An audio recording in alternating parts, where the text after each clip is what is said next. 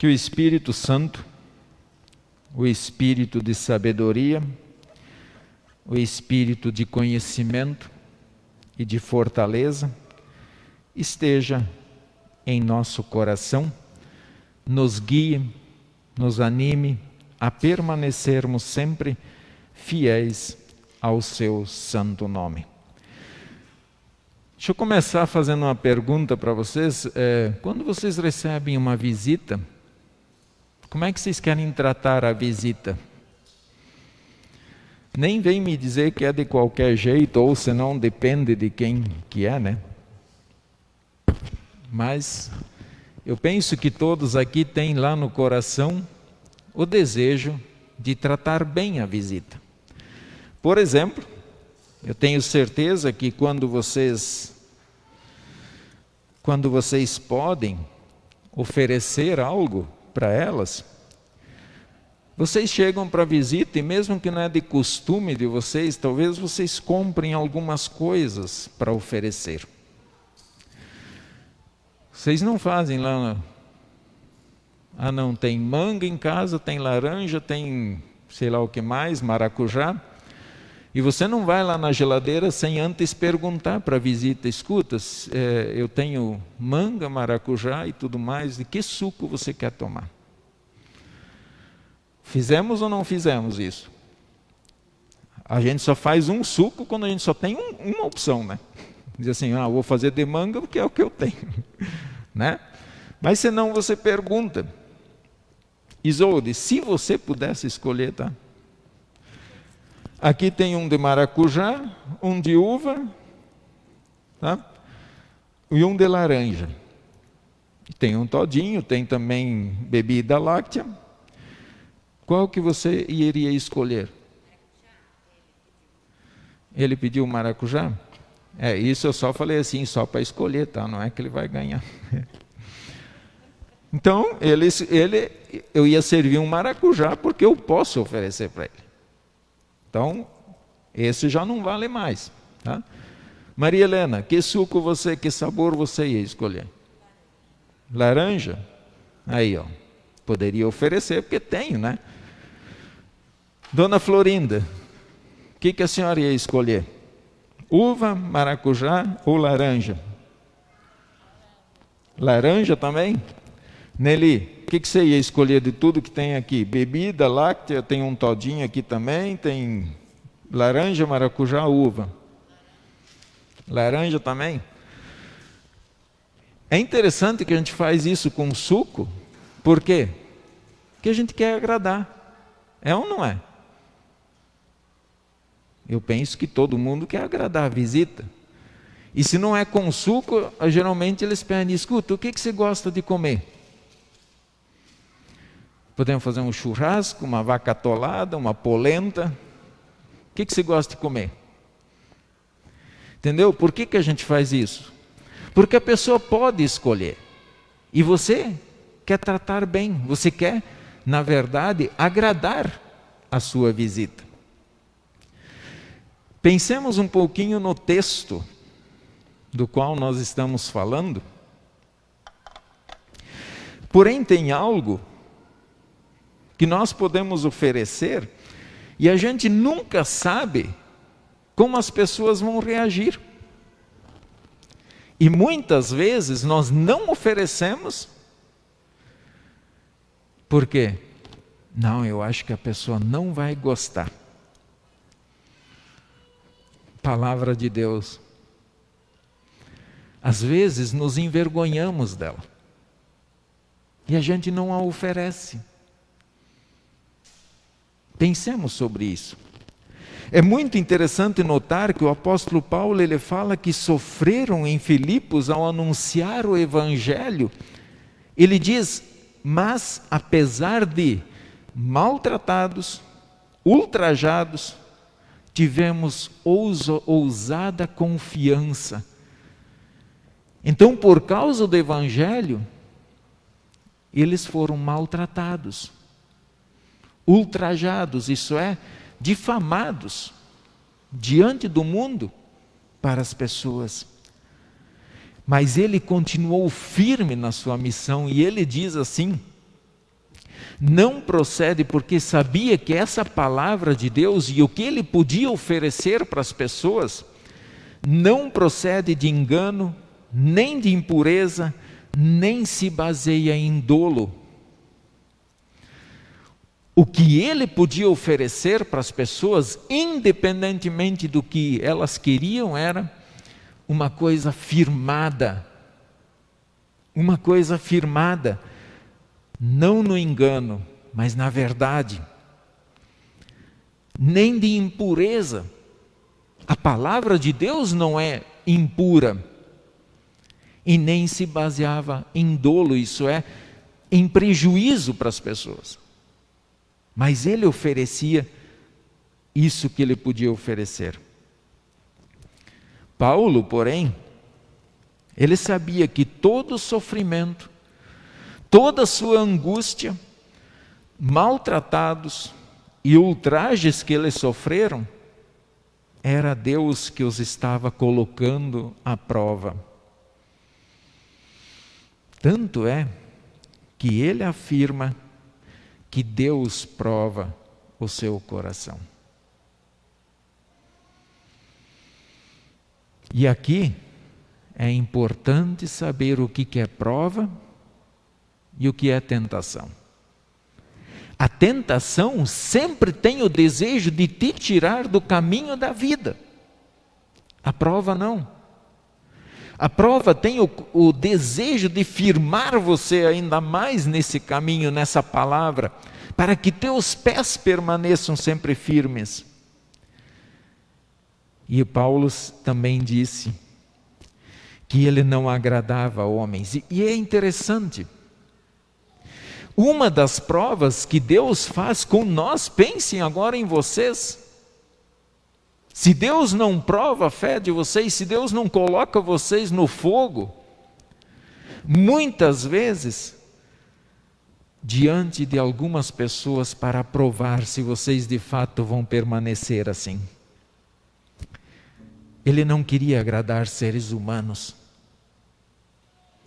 E é isso que nós vemos muitas vezes acontecer, que para agradar um a gente não diz o que ele precisava ouvir. A gente primeiro procura saber o que ele quer ouvir, o que ele gostaria de ouvir. Paulo diz assim: pelo contrário, visto que fomos aprovados por Deus a ponto de nos confiar o Evangelho, assim falamos, não para que agrademos a homens, e sim a Deus que prova o nosso coração. Aprovados por Deus, não para agradar a homens, mas agradar a Deus. Paulo também afirma: a verdade é que nunca usamos de linguagem de bajulação, como sabeis, nem de intuitos gananciosos. Deus disto é testemunha.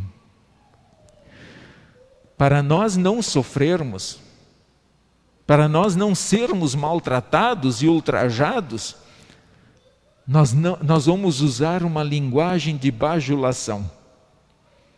Dizer que não, está tudo certo, continua firme nesse caminho, continue fazendo o que está fazendo, que isso é um bem para a sociedade.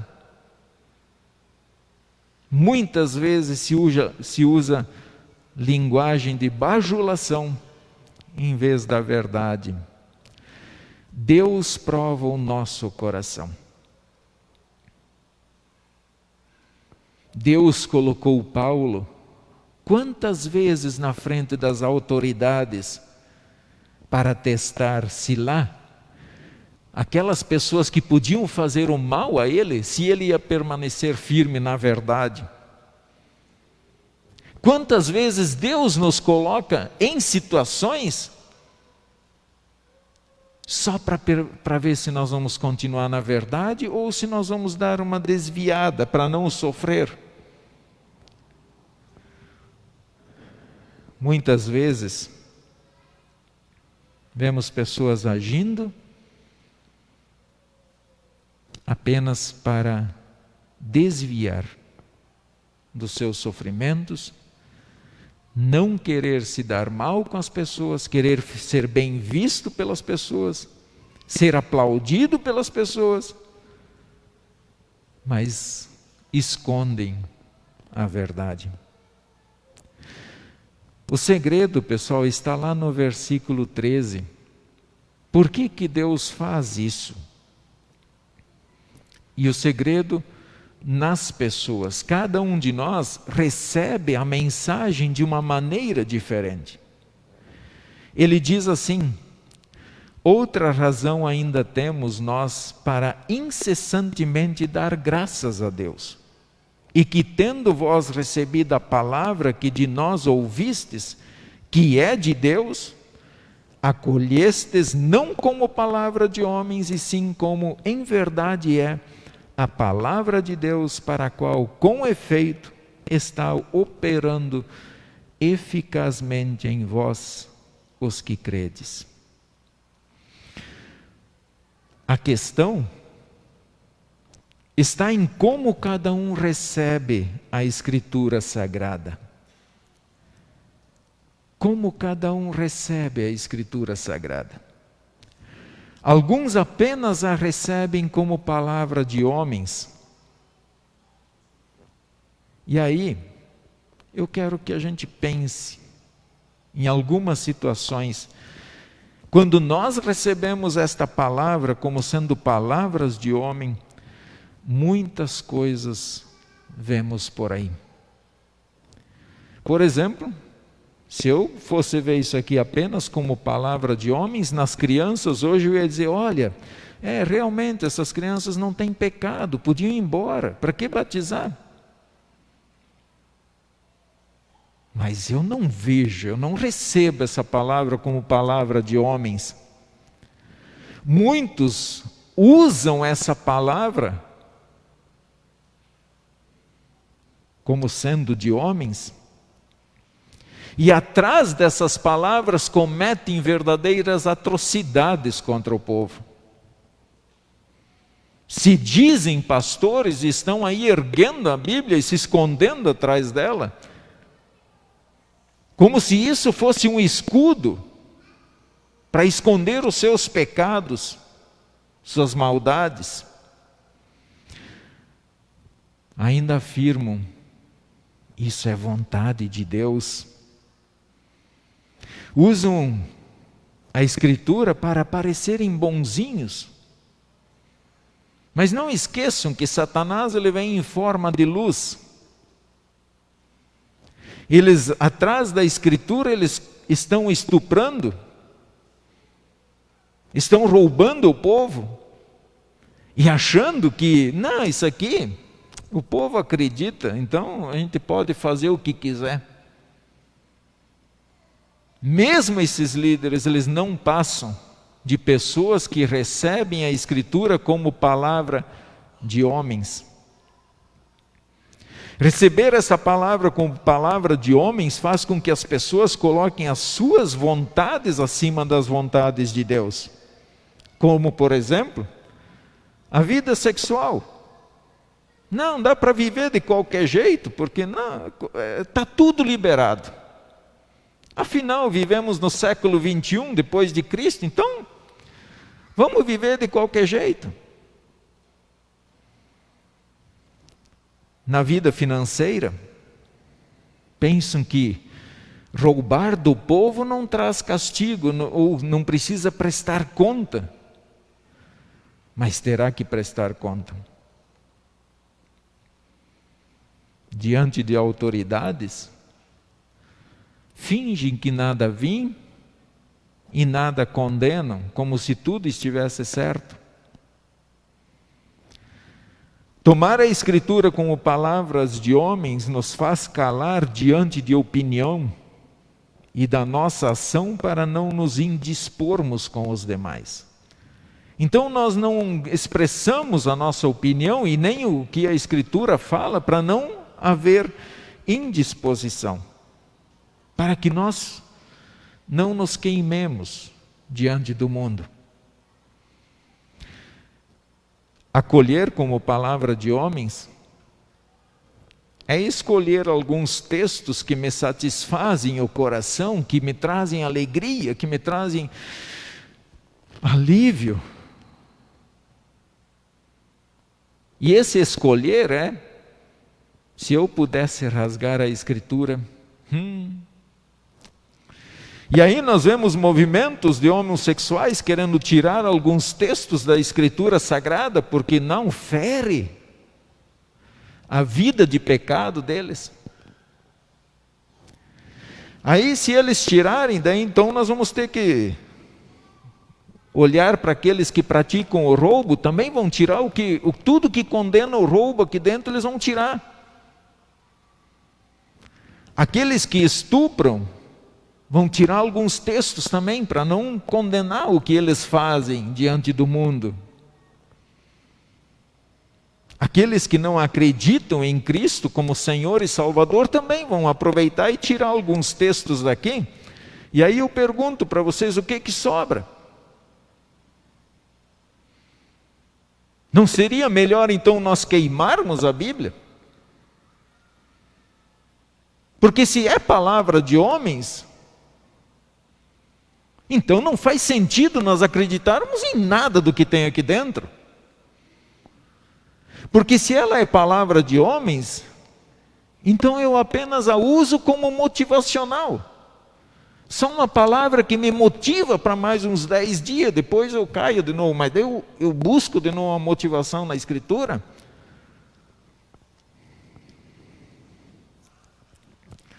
O que sobraria da Escritura? Eu fico me perguntando se cada grupo da sociedade pudesse tirar um pouco dela. Por quê? Só para satisfazer os seus desejos, só para que Deus se encaixe dentro da minha forma de ver a vida e que Deus se encaixe dentro daquilo que eu quero que Ele se encaixe. E não dentro daquilo que eu deveria estar olhando, me arrependendo e confiando e crendo de fato nessa Escritura. O caminho para mudar isso está no próprio versículo 13. Ali diz: acolhestes não como palavra de homens, e sim como em verdade é a palavra de Deus. Acolham essa palavra no coração de vocês, não como palavra de homens, mas acolham como de fato ela é palavra de Deus.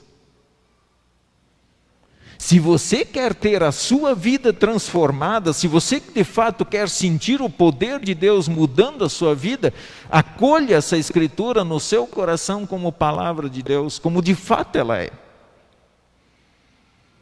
Nenhuma Escritura ia durar tanto tempo como a Bíblia, se fosse palavra de homens. Ela não duraria. Irmãos, acolham esta palavra como palavra de Deus. Desde o Gênesis, do início ao fim. Tudo que tem dentro. Tudo que tem dentro. Não só uma parte que agrada o coração, mas toda ela. Em Romanos 12:2 está escrito assim: e não vos conformeis com este século, mas transformai-vos pela renovação da vossa mente, para que experimenteis qual seja a boa, agradável e perfeita vontade de Deus. Não aceitemos as coisas deste século. Seremos maltratados, ultrajados, e daí? Isso é Deus quem permite para que nós sejamos provados. E eu comparo a pregação da Escritura assim, não é isso aqui, mas é isso aqui.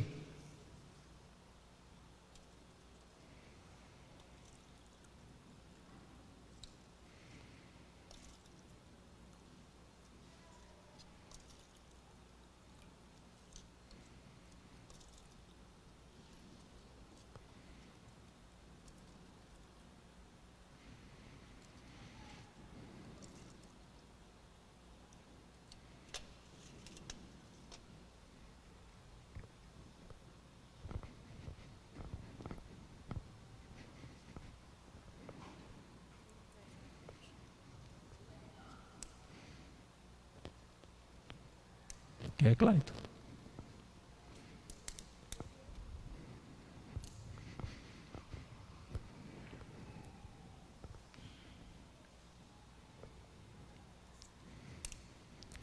Qual a diferença dessa para a primeira vez?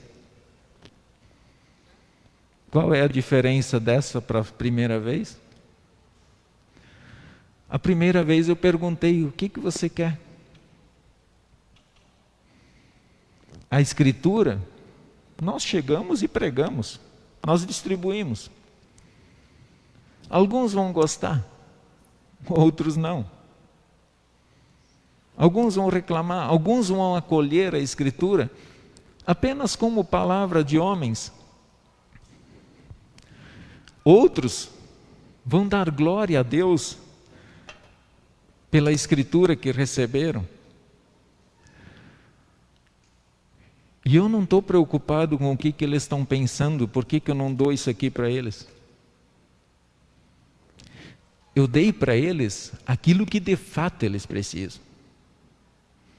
Assim como o nosso corpo precisa água para viver, assim nós também precisamos da Escritura para viver. E a gente semeia ela. Nós semeamos. E nós vamos continuar fazendo isso, sabe por quê? Porque para nós o que mais importa é sermos aprovados por Deus e não pelos homens. Nós vamos levar uma vida de testemunho, de amor, de fidelidade, de compromisso com Deus, tratando bem as pessoas que estão à nossa volta, mas não com a intenção de sermos aplaudidos por elas. Porque no final da vida, nós precisamos ser aprovados por Deus. Então que o nosso coração permaneça assim, firme nessa palavra. Acolha essa palavra na sua vida, para que você seja também aprovado por Deus. Que Deus te mantenha nesta fé para a vida eterna. Amém.